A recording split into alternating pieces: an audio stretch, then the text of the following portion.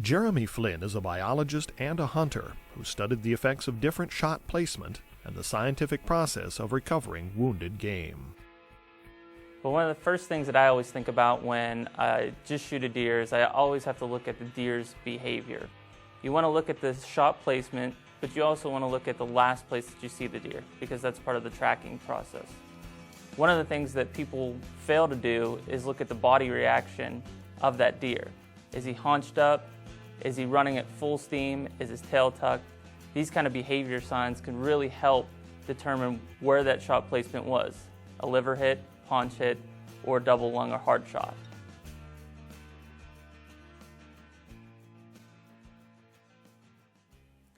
So after the shot, the most important part is then recovering the deer.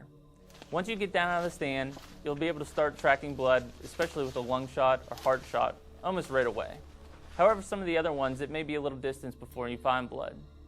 The first thing that I go to is the last spot that I marked that deer, whether it's a big oak tree, a corner in the field, some spot that you can remember after the shot and go to because you know the deer was there. So that's where you should be able to find blood. Bubbles. Bubbles, baby.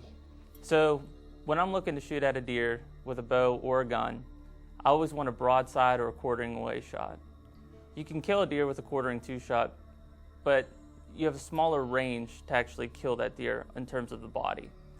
What I'm usually looking for is the double lung shot. That's going to be the quickest way to dispatch this deer. Usually with a bow, if you do a double lung shot, he's going to run 50 to 60 yards. Deer are curious animals. They're going to stop, typically look back. That next step is going to be the wobble and usually the fall. If he doesn't stop, usually within 100 yards or so, you're going to hear that deer crash. A lot of times people will get down out of the stand and then look for that lung blood, and they may find it. But it's not always a double lung. A single lung hit may let that deer go for 150 to 200 yards. And in that case, you really need to give that deer a lot more time than with double lung when you actually saw him fall or heard him crash.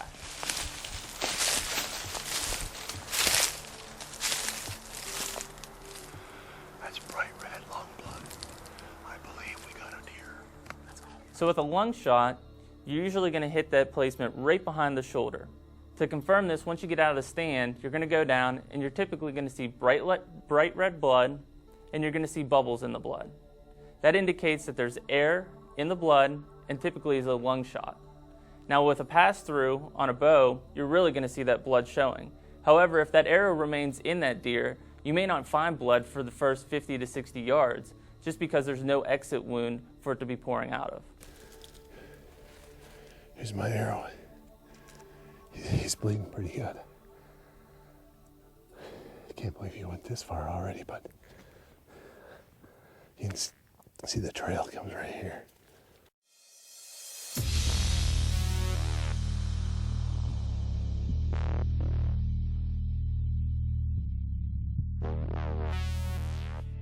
One thing that a lot of hunters fail to realize is that even if they shoot into the rib cage, they don't always hit the lung or hearts. The liver lies right up against the diaphragm, and anytime you're field dressing a deer, you'll be able to find that three-lobe liver. This is still protected by the ribs, and if you make that shot, when you get down, you're going to see a dark red, even grayish blood. There's going to probably be a lot of it, especially if it's a pass-through. But the problem is the deer has to bleed out before expiring. Unlike if you make a shot into the double lungs where it actually fills up the cavity and it will knock the deer down. So at this time, you're looking for a dark red blood, it's got to be gray, and it actually will go anywhere between 200 and 300 yards. Here he is. Boy, it was not an easy tracking job. The blood right away was intense, but then we lost it.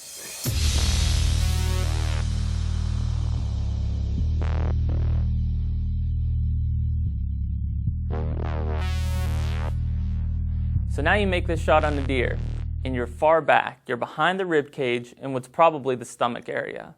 When that deer is going off, he's going to have a hunched up look, like he's just not feeling real well.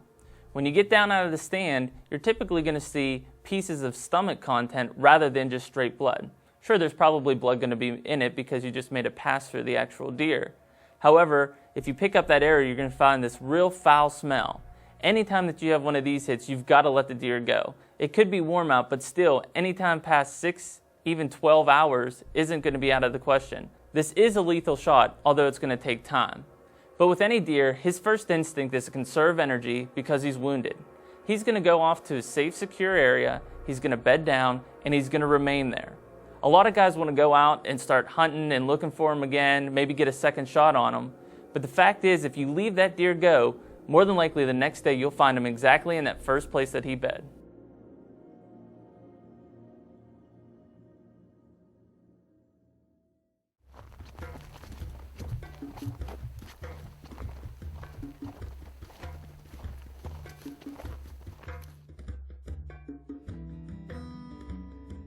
So after the time's passed and I'm ready to start taking up the trail, again, I go right to that point where I last saw him. I'll start following it, and if I have good blood, I'll continue to follow it. But let's say blood stops. You're not finding anything else. This is where you have to take a whole different active approach. Really what I do is I kind of sit down and think like a deer. An injured deer is not going to take a difficult route through a big patch of briars or thicket. Look at these deer trails. Look for scuffed up leaves. Look for prints in the mud. Anything like that could give you a good clue on which way that deer went. So one of the last things that you can really do or resort to if you cannot find that deer is start a water search. Now we've always heard that deer go to water when injured, but why do they do it? Deer experience a condition called hypovolemia, and what it is it's rapid blood loss that causes dehydration. This dehydration sets in and the mind automatically goes to, I've got to find water. So if you can't find your deer based on all the tactics we've talked about so far, you could start your water search. This is following creeks on your property, go to the ponds, anywhere that you can find water that a deer would go to drink at, because there's a likely chance that he will go there and expire there.